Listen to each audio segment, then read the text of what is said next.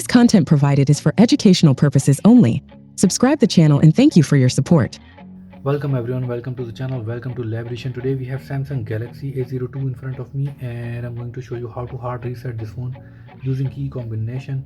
If you don't know the password of this phone, you can reset this phone using this method. So now I'm going to press power button and the volume down button together, just like that. So we're going to wait for the phone to force restart, and there we go. And I'm going to quickly shift to volume up button. So now while I'm keep holding this power button, there we go. Now we can release both buttons. Now we are in the menu. So from here we can select wipe data factory reset here, and I'm gonna press power button.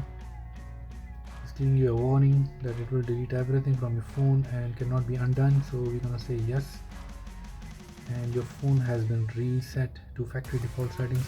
And now I'm gonna wipe cache partition also. So let's press the power button and select yes and press power again. Your phone has been reset. So we're gonna reboot the system now. It's gonna take a while.